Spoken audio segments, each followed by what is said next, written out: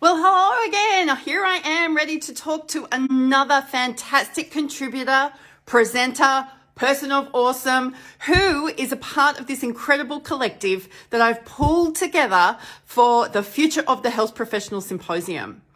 Today, we're going to be hearing from Kate Pieper, and Kate is a powerhouse. If you don't know Kate, you are going to be so glad that you get to know Kate.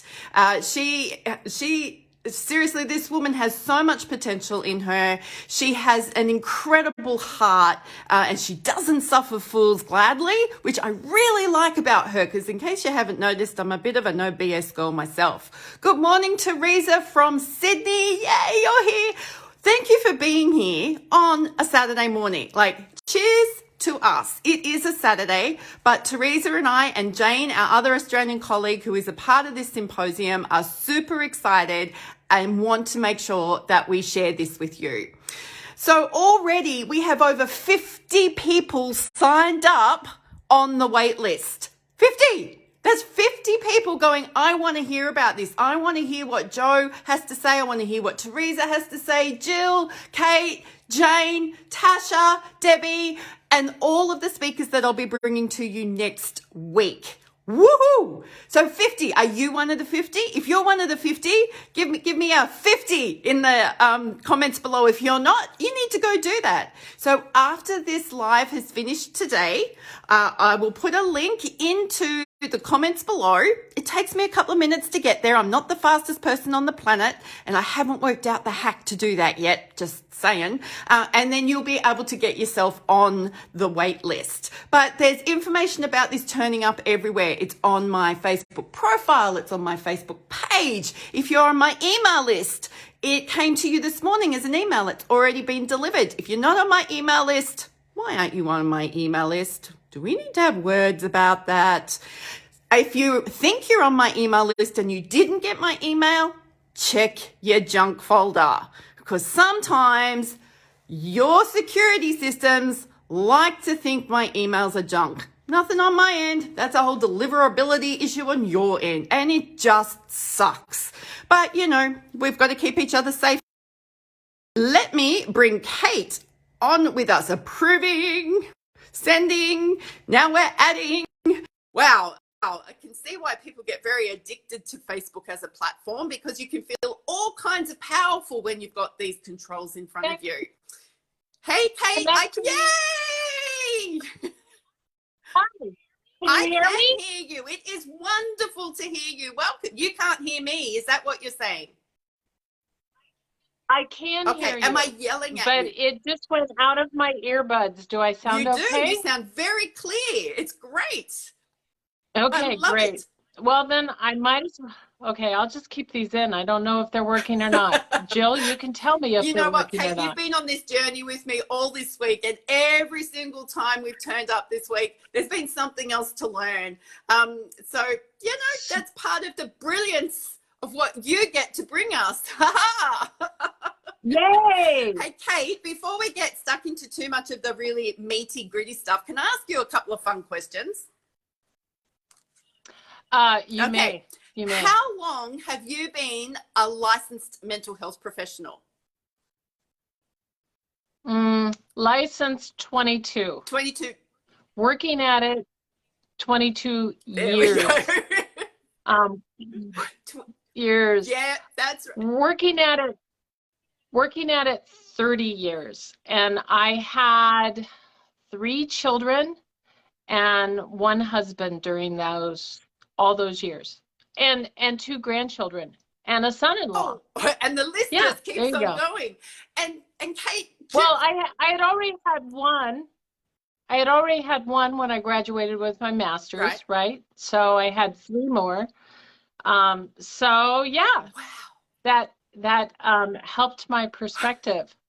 So this Monday I will have been married 35 years. Oh, congratulations, anyway, Kate. There you go.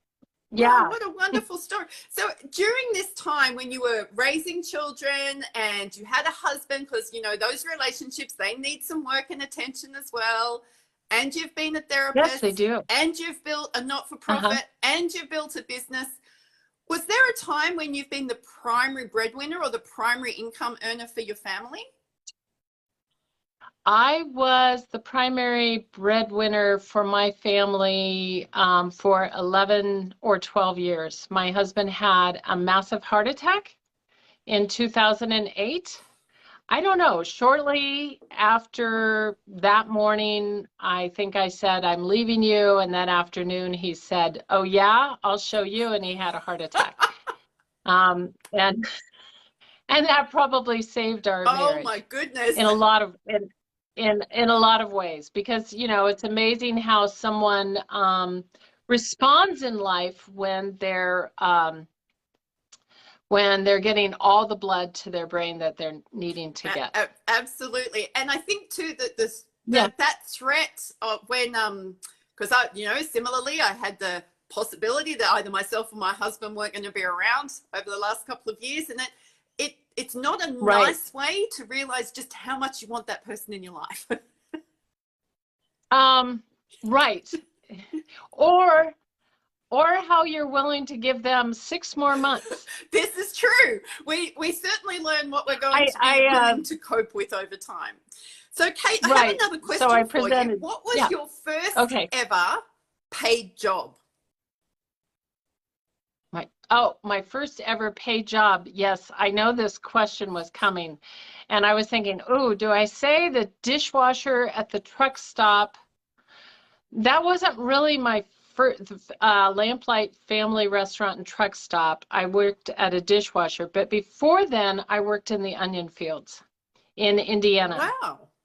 And so I was probably 10 or 11.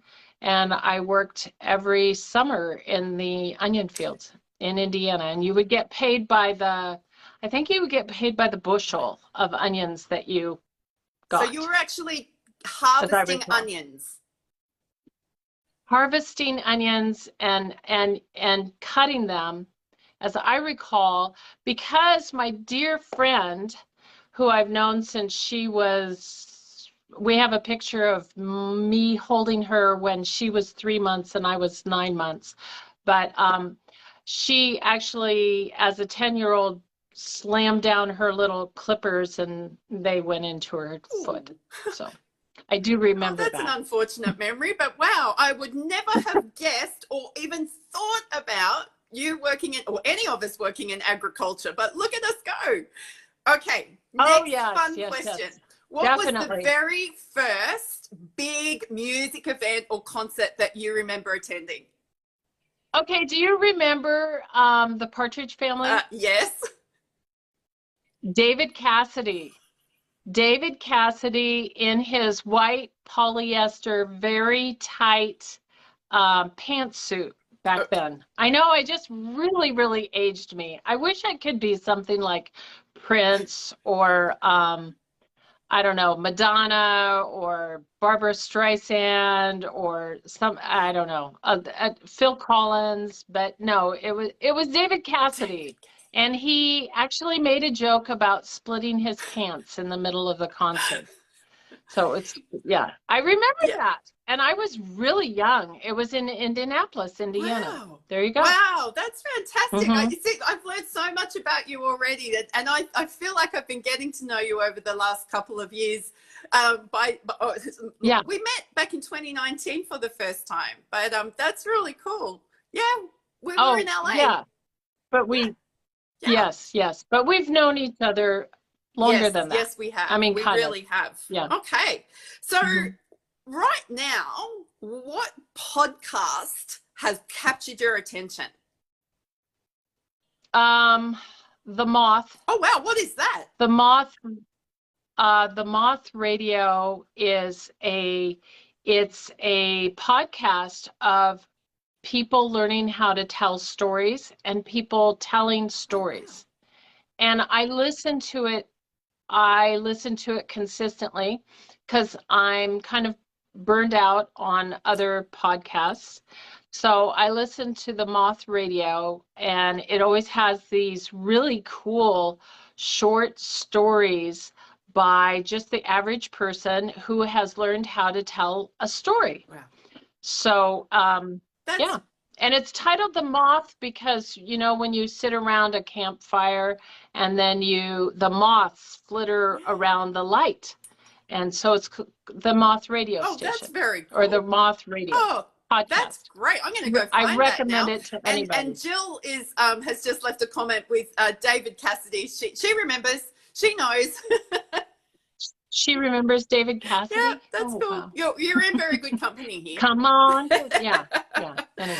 So cast your mind back to when you were a newly minted mental health professional. Yes. What intimidated you when you first started your career?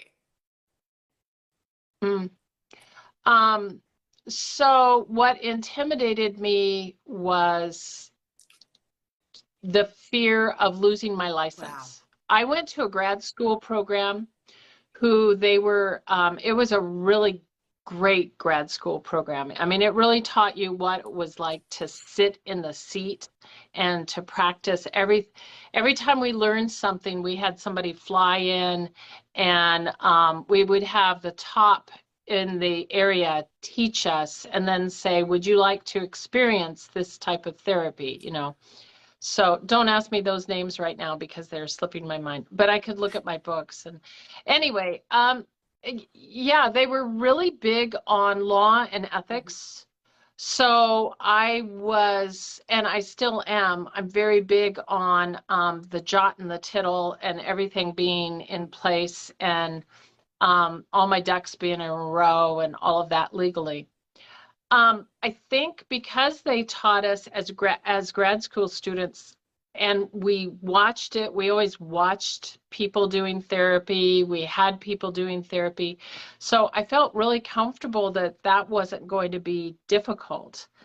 But one of the first questions that I asked my supervisor is, how will you protect my license? Okay. Yeah. Which I really, there's a story around that too. And the licensure is a really big deal, particularly for people in the US. It's a big deal for everybody, but I hear it come up a lot, particularly with health professionals in the US, losing this license to practice. It's almost like a fear that was passed into you from day one. Yeah, that's a hard burden to live with.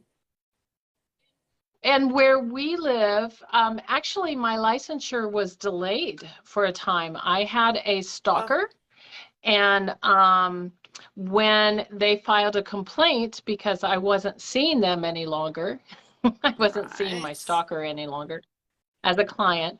So they filed a complaint to the board, and my whole licensure was delayed. So that's something about me now that the world knows. But it was very, very intriguing. Okay.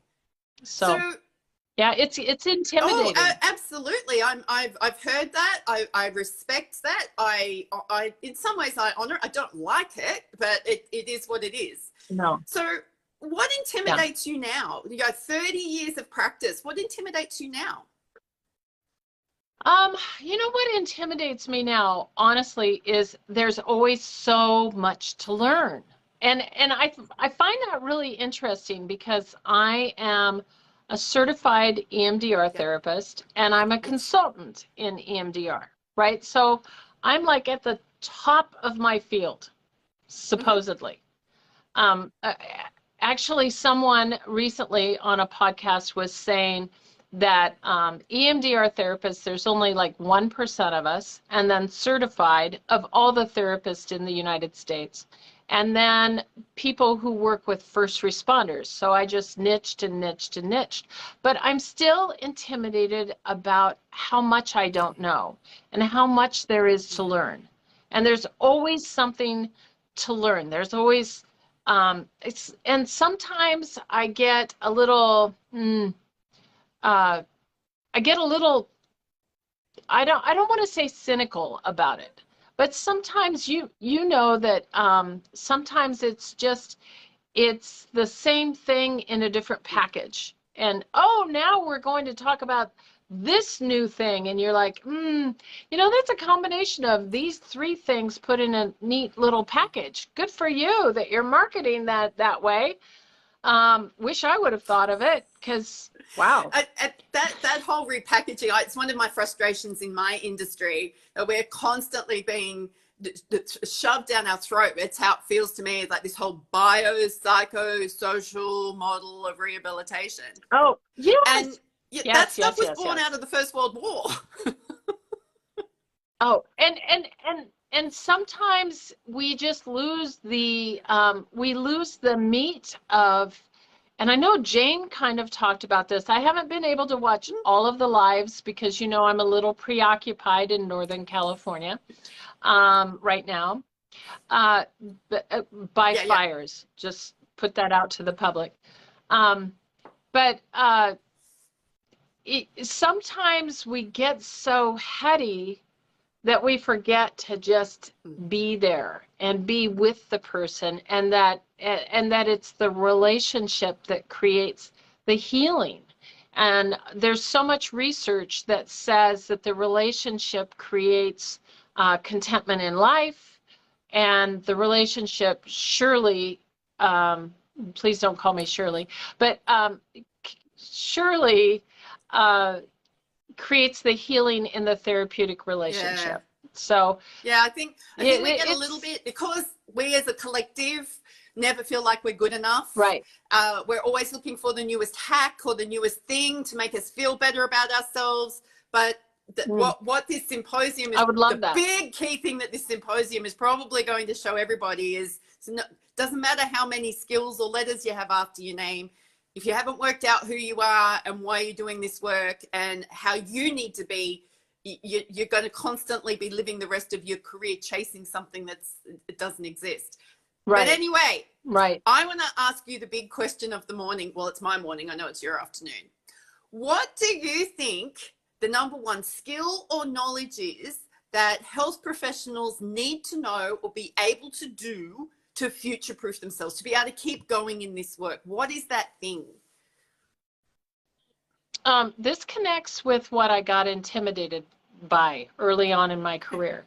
Probably about 4 years into my career, my daughter fell from a bunk bed and was in a coma for 3 days.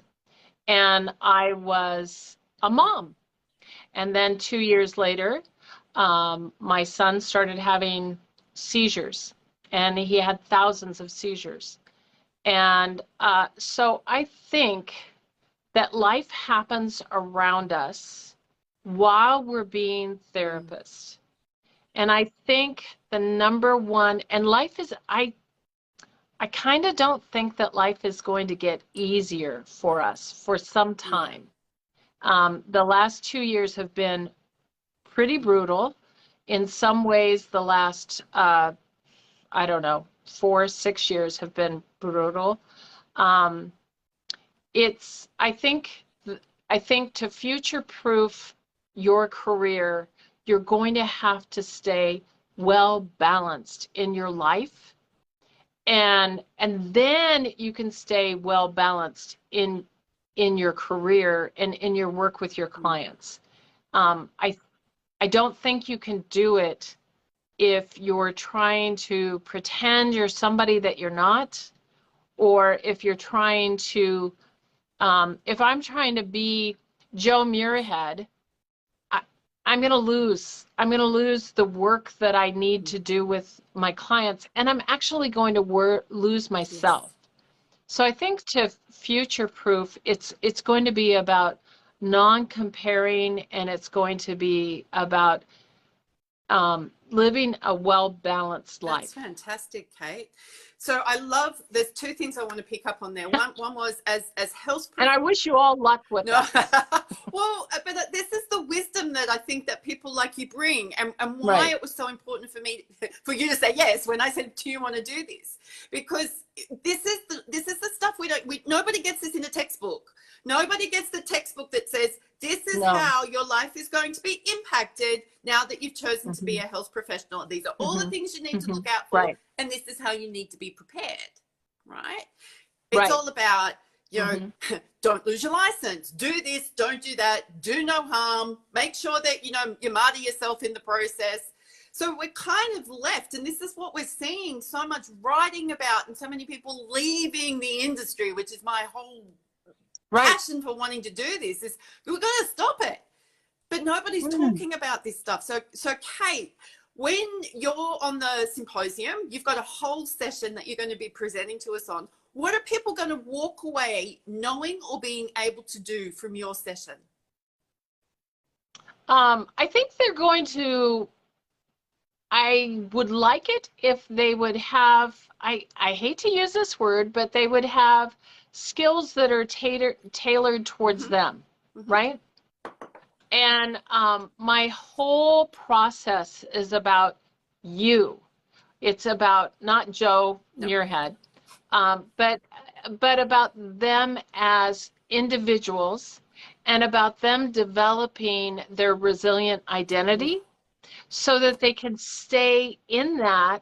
So if I know my resilient identity and life goes, you know, somebody has a seizure or somebody falls off a bunk bed or, you know, somebody has a heart attack, I can know more easily who my people are that I want to work with, and I can know more easily what I want to do in my life. So I would like people to walk away with a solid knowing of themselves, of like, here's some things that research shows will keep you upright, you know, so that you're not, I have my little weebles, so that you don't fall down. There's a police officer and a firefighter, not like those guys argue about things every once in a while. But so that they can stay upright and that they can stay upright in themselves, you know? So I have my own resilient identity that that has actually kept me kind of heading towards what I need to head towards. And it actually keeps me, like you asked me to do this, and it fits in with my resilient identity. It fits in with my my ideal, my life. So I'm like, yeah, sure. It sounds like fun. It sounds kind. It sounds kind of well balanced. You know, like if you were demanding a lot of me right now, I would be saying, no, I can't do that, Joe. I'm trying to stay well balanced, and that doesn't feel well balanced to me. So you've made it very easy to be myself and be a part of this process. Oh, thank you. And hopefully people will walk away with a little wisdom. Yeah. So you've brought up a concept that I've never heard before, and we've been working on this now for a couple of months, which is resilient identity. So resilience is now one of those words, because I've had 3 conversations with people in corporate Australia this week, like big organizations who are so sick of the word resilience, they just tune out. And they're still, but I think as therapists or health professionals, we're always talking about resilience. You've got to become more resilient. We even use that vernacular. You've got to become more resilient. Let me teach you to be resilient. No. So can we stop talking like that? Well, so a program that I've developed and that I just presented to some law enforcement professionals yesterday was rocking resilience and hanging on to happy.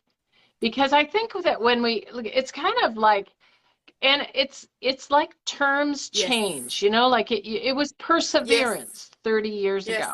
Now very few people, maybe David Goggins talks about perseverance, but very few people talk about perseverance.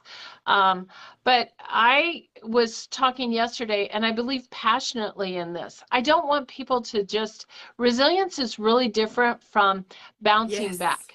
So Eric Greitens says that great calamity met with great strength produces great spirit, and that that we integrate terrible things that happen to us, and that out of that we become stronger. And I believe that we can actually be happy, and I think that we can have an inner peace that we keep cultivating and we keep cultivating and we keep cultivating. And sometimes, you know, our family is in the middle of an evacuation, and the fires are all around us. I was telling my husband this morning, you know, some of the perspective that I have on this. But it's coming from a choice to look at things differently. Yeah, wow, Kate. And also to keep our priorities straight. So I'm telling you, one of the reasons that I want to pass on to other people the resilient identity is because it's been so powerful for me. And so I'm like, well, if it's been so powerful for me in making my choices, I want to pass it on to others. Oh, Kate, you know, thank you. Just like, Thank you. Thank you. Yeah. Again, it's just sorry. So the symposium will be happening between the 18th and 19th and the 29th, 30th, depending on where you are in the world. Last 2 weeks of September. I should just start saying that. There you go. Thanks, Kate. Right after Kate Pieper's birthday. There we go. It's Kate Pieper's birthday.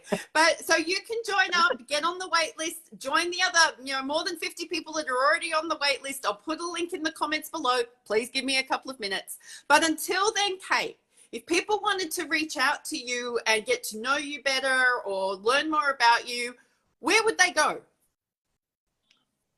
They would go to katepieperlmft.com, and then they could sign up for my newsletter there. And in the next couple of weeks, there will be a lovely little opt-in where they can kind of get a taste of developing a resilient identity. Oh, brilliant, Kate. Thank you so much. And thank you to everybody who stayed live with us today. You can see that Jill's still here and Cindy Miller's still here. Thank you so much. I look forward to connecting with you again. See you on Monday. Bye. Okay. See you.